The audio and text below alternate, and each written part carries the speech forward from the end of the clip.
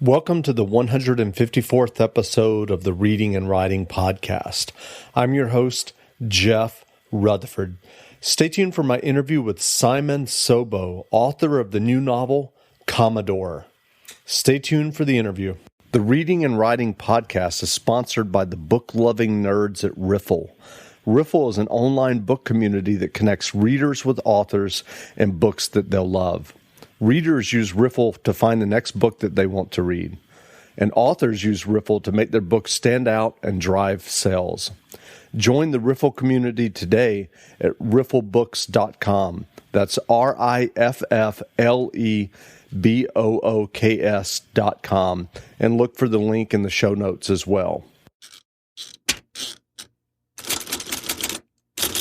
Welcome back to the Reading and Writing Podcast. My guest today is Simon Sobo, the author of Commodore, a new novel about the life of Cornelius Vanderbilt, one of the richest and most successful American businessmen, and a man who, like so many American success stories, grew up poor and succeeded in building great success and financial wealth. Simon, welcome to the podcast. How you doing? Great. Well, can you read the first couple of pages of your novel, Commodore? Yeah, fine. Staten Island, 1802. For the last 20 days, the weather has been overcast.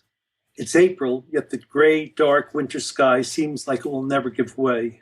Not an hour of sunshine to warm the face. Not a single warm afternoon so that the body can lose its chill. 6 a.m.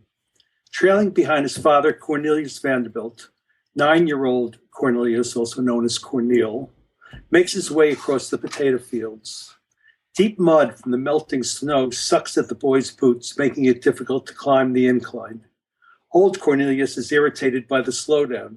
He's had to stop his wheelbarrow several times so that his son could catch up.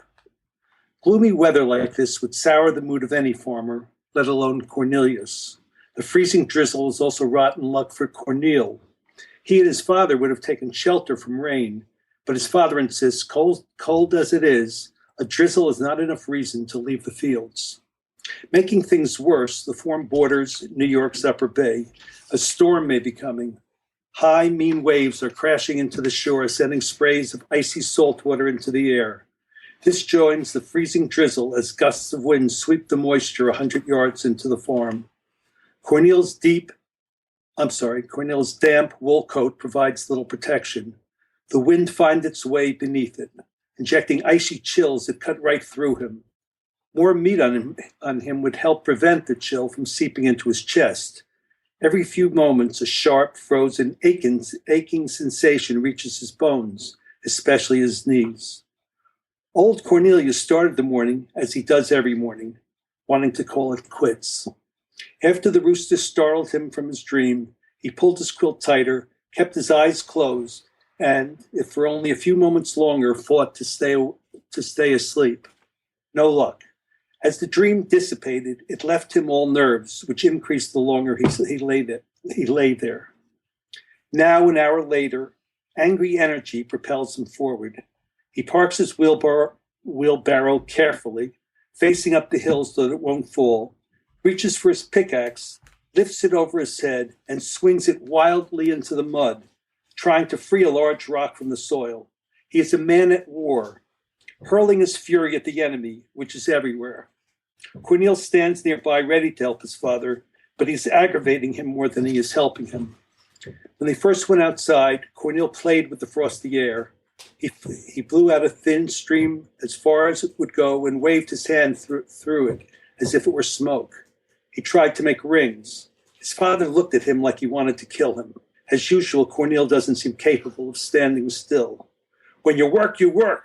No bullshit, he lectures. Cornel's heard it 100 times. Cornel's heard it 100 times. Heard the anger as his father said it. Only lately, it's moved beyond aggravation to a fury firing out of his eyes. Cornel, how much more do you want me to read? I mean, basically... That's fine. That's fine. The father is not crazy about his dreamy son. Sure. Well, I described Commodore briefly in the introduction, but can you describe your novel further for those listeners who haven't read Commodore yet? Well, it's really an amazing story. I mean, this man came from nothing, His ancestors came to America as indentured servants. The family's luck went up and down. But his father was an illiterate orphan. Both of his parents died when he was 3. And his uncle didn't want to, who fed him, didn't want to give him up to school so he could get the most work out of him. He's a bitter man. This is his father I'm describing, by the way. He's a bitter man and takes it out on his son. I'm talking about a time that people really don't remember when American farmers, most of the people were farmers, struggled for existence. I mean, there was no safety net. There was nothing to help you out. People literally starved. We were like a third world country in the very beginning. This is the 1790s and early 1800s I'm talking about. I mean, neighbors, if they had extra food, might help out. But if there was drought or crops went bad, Americans starved. Okay, so he came from that family. His mother came from a slightly better family, quote unquote. She was a ship captain's daughter, but the ship captain died when she was 7, and that was the end of her family. The mother couldn't feed them. There was no life insurance in those days. And there was no way she would be able to take care of, I think it was 5 or 6 of them. So they're all parceled out, exactly like her husband-to-be, Cornelius' father. They were parceled out. She lived in a minister's house.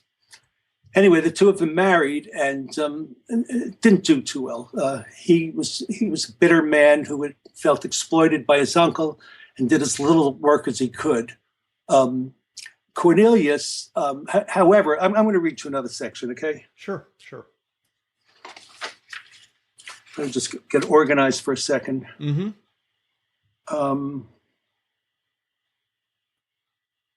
Well, actually, I think I'm going to read you about the mother's situation. And is this Cornelius's mother?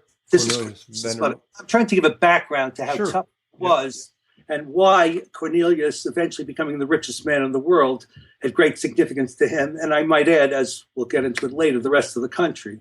Because he was your original hero constantly in the newspaper. He was the Michael Jordan of his day, but they didn't have sports and legends built around people.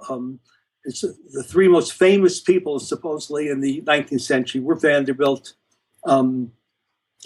Edison, and Mark Twain. It's the old 20 minutes of fame. He had a lifetime of fame, but he's now a forgotten man, other than people kind of have heard there's the famous Vanderbilt and the Vanderbilt family. But he was it. There was something about him in the newspaper practically every day, so much so that Mark Twain wrote a scathing letter to him because he was probably jealous of all the attention Vanderbilt got, talking about how he's a money grubber, basically, and Twain's above those things.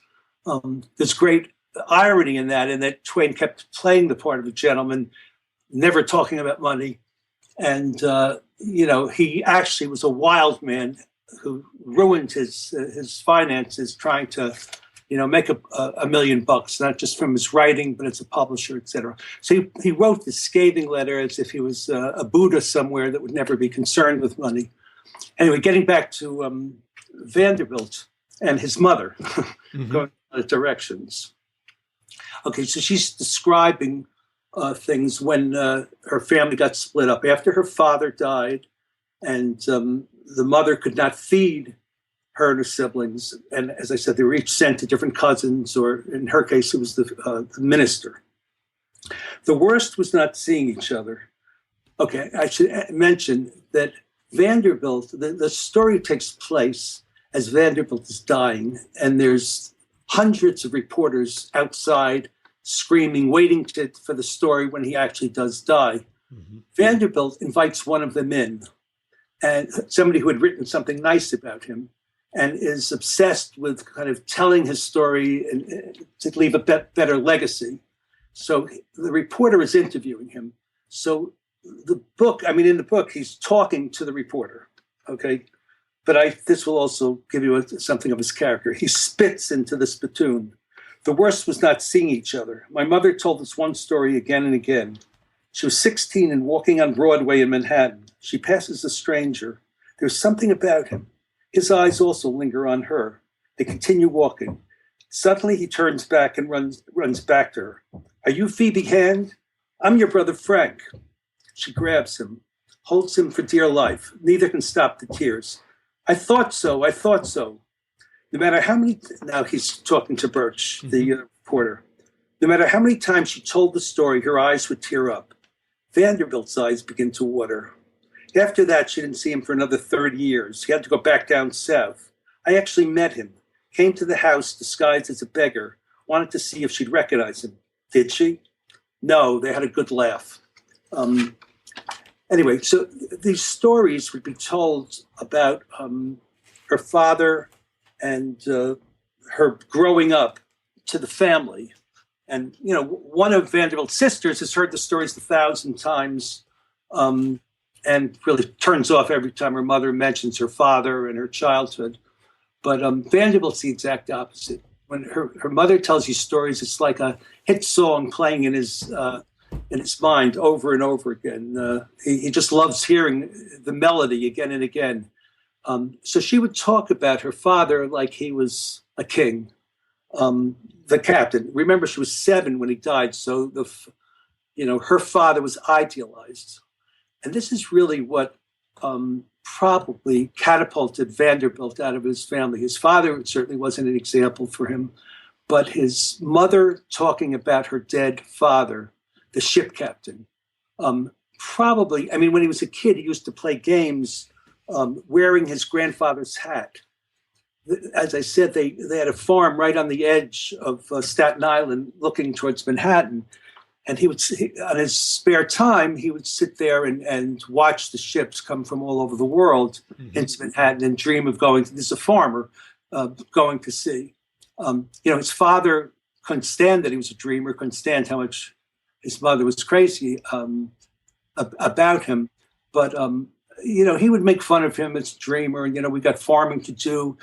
He had memorized the names of every ship that came through. He could identify them by looking at him. His father just, mocked him for wearing his grandfather's hat and, knowing that, is this how you spend your time, knowing the name of every ship? The family was held in contempt by the rest of the community. It was humiliating for his mother, and his father earned it all. He was a real get-rich-quick guy. He didn't learn how to work hard, and he found many excuses to not go to work. But he would, whatever money there was, he would throw or sell the cow for some, cockamamie scheme. Sure. So the whole family was looked at as illiterate and the bottom, even though all the people were struggling. Right. So that at school, his teacher would mock him, as one of those Vanderbilts. Didn't do his homework, didn't pay attention, and basically wanted not to be there. Sure. So let me ask you this. I mean, most people have heard the name Vanderbilt, but they probably don't know a lot of his backstory and what you're telling us. But how did Vanderbilt make his money? What was his fortune based on? What was his business? Well, I would say he was, he had a very extremely clear business plan. His business plan was make money. And he thought about how to make money morning, noon, and night, he said. He thought it was almost a sickness with him. So he was always looking for something to do. What happened was, after the tension with his father heated up to such an extent that he was ready to leave, because he had quit school at 11, by the way, and was working with his father, and his father just continued to treat him with contempt. He quit school, by the way, because the teacher treated him with contempt as well. I mean, and kids made fun of him because he had a hole in his shoe, et cetera. So he was filled with humiliation, but he was always a fighter. So he wasn't, like nobody felt sorry for him at school because whoever would make fun of him, he beat up. So he kind of kept his pride that way by being a fighter. To answer your question more specifically, he made money. I say that because he started with a sailboat, and then he had a schooner, and then he had steamboats, And then he at the age of 70, sold everything and went into railroads. And the reason was always the same. He went where the money was. And he had no great, well, he didn't come from the kind of background where one would think about doing a great thing with your career. They were all trying to survive. But he wanted to do better. I mean, he really thought he was something. So what happened was he started out, his mother, when he was ready to, he got angry at his father. He was going to take off to the seas. His mother convinced him to stay home. And she managed to find $100 because he mentioned that if he didn't go on the ships, what was going to happen? She was begging him not to leave. And so the mother gave him $100 that the aunt was going to give the family. The aunt had the farm next door for clearing 3 acres of land. So she gave him the money if he would clear the 3 acres, and he was able to buy the sailboat. The sailboat was very successful. His father also had a sailboat, but never made any money, and he thought you just had to be dependable. He worked day and night with his sailboat and had kind of bragged that he was going to give his mother $1,000 at the end of the year. And he did. I want to read you that, okay? Sure.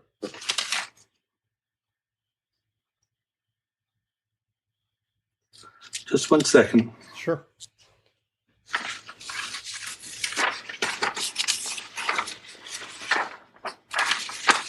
Okay, page 116.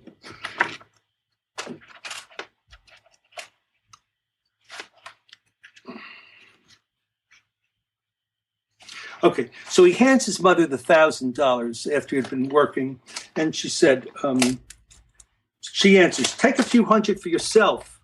You earned it. A promise is a promise. I have more money from where that came from between the day and night work. You're going to wear yourself out." I won't. It isn't like work. I enjoy it. You don't have to lie to me. This is his mother he's speaking to after he'd given her the fact. It's not a lie. Can't explain it. Sorry. It's okay. Go ahead. It's not a lie. Can't explain it. But when I think of the money I'm going to make, it's like at the carnival trying to win the prize, banging that big hammer with everything you got. It's fun. Can't be fun in the winter. Telling you it is. Winning the prize every day. The most money I've ever seen. His sister Charlotte giggles. Everyone says you're the best boatman on Staten Island. Anyway, so he starts with that, and he makes it into like the Staten Island ferry, which the Vanderbilts eventually owned. But he leaves at an exact time, regardless of whether the boat is full or not.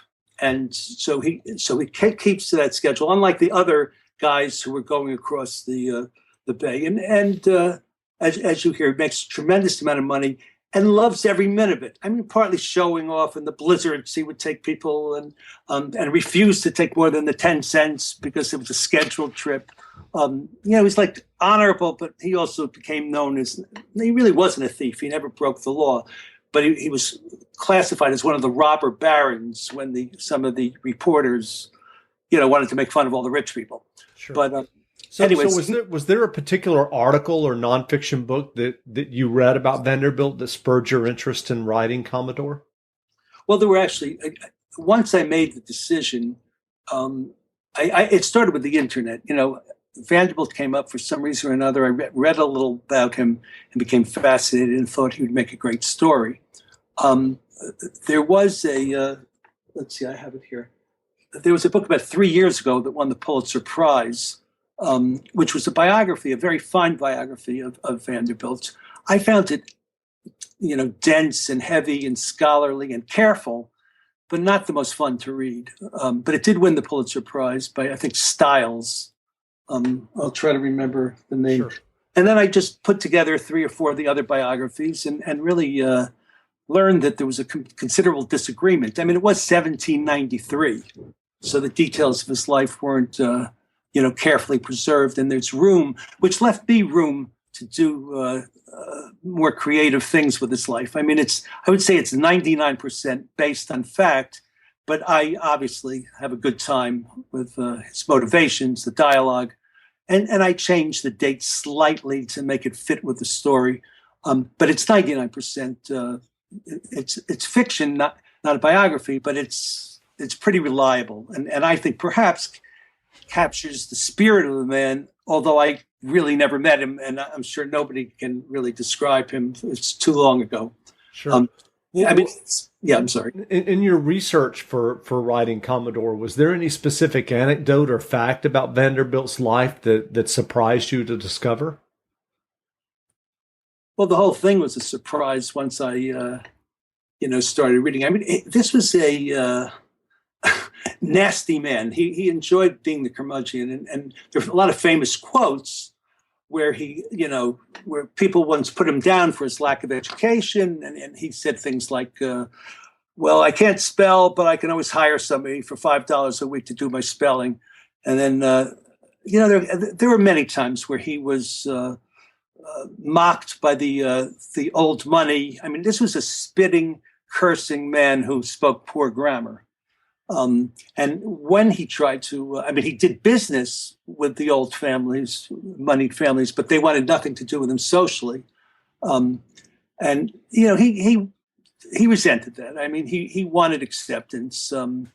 He was a little crazy that way because, or maybe it's typical of what happens, but after he became practically the richest man in the world, he built a house where all the other rich people lived. Before that, he had lived on Staten Island, which is where he grew up, and built a mansion there. But he didn't try to mix. Well, every time he tried to mix with higher society, he was rebuffed. So he built a house there, and his wife, who was also a farm girl. Remember, I didn't mention this. He mentioned he married his first cousin, who lived on the next farm. Okay, his Aunt Beth's daughter. They grew up together. I'm sure they laid in the grass together. But at 18, he married her. Mm-hmm. This was because, well, let me finish this. This is an interesting fact. When they became extremely wealthy and he wanted to build this house among the rich people, his wife freaked out because she had been, he had this boat, he opened up this boat and invited all society, and they all ignored him or laughed at him when he tried to show them around this boat on the Hudson River. But she had seen enough of it and couldn't imagine living among them. She was a very family-oriented person who spent every day with her grown children, and a few of them lived in Manhattan, but most were in Staten Island, and her sisters on the next farm, etc. That's where she wanted to live, and that's where she wanted to spend her life.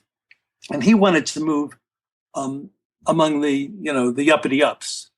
She freaked out and went into this deep depression, so much so that, he sent her off with one of his children on a trip to Canada. She came back as, she didn't want to get out of bed. She didn't shower. She did anything because he knew what would cure her, which is to say we're not moving, but he wasn't willing to do that. He just thought she would have to adjust. There's other stories about other adjustments she had to make. He had her put away in Flushing, New York, which was then country. Now it's like a Chinatown, but it was once country, and they just took her away. And then his mother came in furious because he started to fool around with the younger women. His mother came in and just said, "That's your wife, damn it, get her out of there." And he went along with it, and his wife came out, and they went to live there, and she started to spend long weekends in Staten Island. And, well, they didn't split up formally. He would visit her in Staten Island, but basically she then lived her life in Staten Island. And he came to accept it. She was who she was, and she wasn't wrong, because they really didn't belong among, the people that lived on their block. It just bothered him less as he became more and more successful. That kind of thing just wasn't important to him. Plus, he had now become the star of Wall Street, and he would go up to Saratoga, and there were all kinds of younger Wall Street millionaires that surrounded him and made him feel important. I got lost there, but that was an interesting story that he put his wife away in an asylum because of her depression, and that his mother yank her out of there. It was that kind of family. Sure. And then they, lived the rest of their life. I have a lot of other interesting things I'd like to tell you. Okay. Sure. Okay. for instance, one of the things the book captures is just how hard life was. You read a little bit about, they're working in the fields and the cold and everything, but people died all the time. His brother died. His son died. You heard about his father's two parents died, so that he was an orphan. His mother's father died. This was a common occurrence. I mean, people with their natural foods, let's go to this was a common occurrence for these people who didn't have antibiotics and immunizations. People were dying left and right. Okay? Mm-hmm. I mean, it was, it was like a Dickens novel, but a Dickens novel was the way reality was. That is, remember, this is also an indentured servant, somebody that could put chains around their necks. I mean, his ancestors. So life was hard. It was very hard. So his successes, I think, were all the more notable. But here's the stuff I wanted to read to you. Well, actually, let me just continue on this idea of how hard life was. When he became the richest man in the world, he traveled in a European tour with his yacht, which was said to be, nicer than the Queen of England's yacht. It was the first vacation of his life at 60 years old. When he went to Europe, I mean, there's 2 points I want to make from reading this. It was followed in the newspapers everywhere. Okay, so that the New York Herald wrote, "The sovereigns of Europe have looked upon an alarm, surprised at our progress, and alarm lest the lesson it silently inculcates might be learned by their own oppressed subjects." The Scientific American weighed in. Queen Victoria, Tsar Nicholas of Russia, and Napoleon III will get some of their conceit knocked out of them by a private citizen of New York, Cornelius Vanderbilt. Now, it's very hard for us to imagine the kind of pride that Americans would feel because we're so used to being the top dog all the time. But the fact is, I have another thing I can read you about the celebration for the Erie Canal, in 1825, which was not that long after England marched into the United States and almost took the whole country back, burnt down Washington, D.C. We were not we weren't a wealthy nation, nor was anybody. I mean, maybe England more than most. Our people starved when there were, 1 million people starved in Ireland. I might say in the Netherlands, which is where Vanderbilt's ancestors were willing to sign up as indentured servants to get to America. They were starving there too.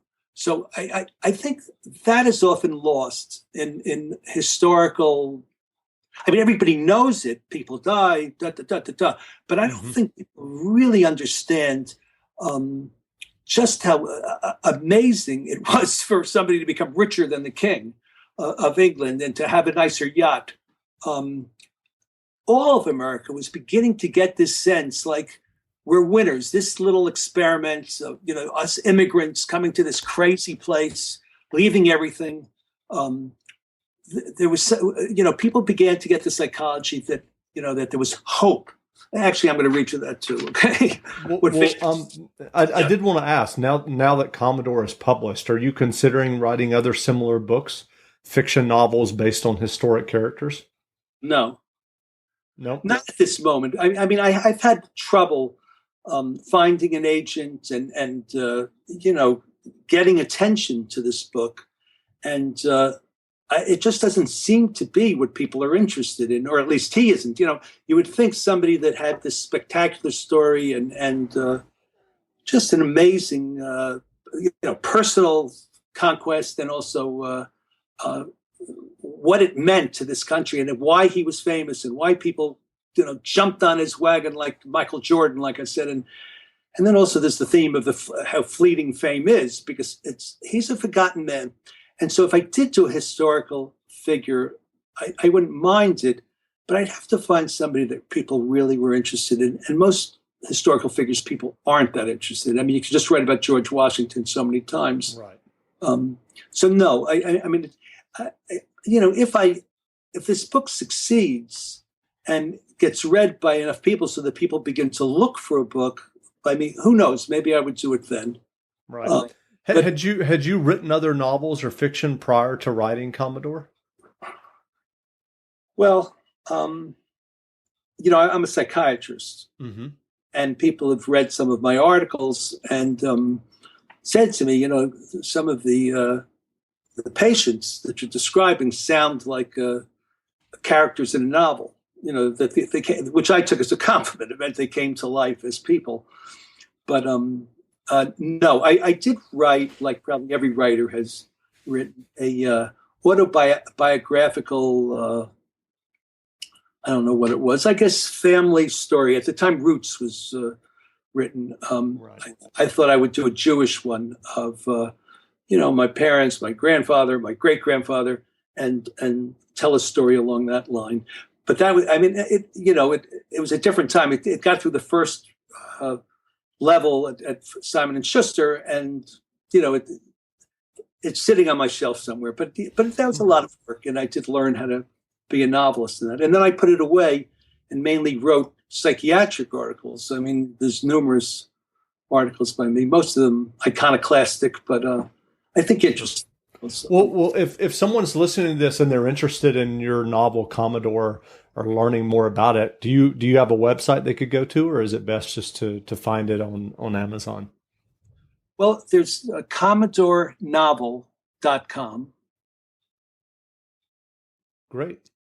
And if, I don't know if somebody's interested by this, the psychiatric articles is on SimonSobo.com. Great. Well, again, we've been speaking with Simon Sobo, author of Commodore, a new novel about the life of Cornelius Vanderbilt. Commodore is available now, so grab a copy. Simon, thanks for doing this interview. You're welcome.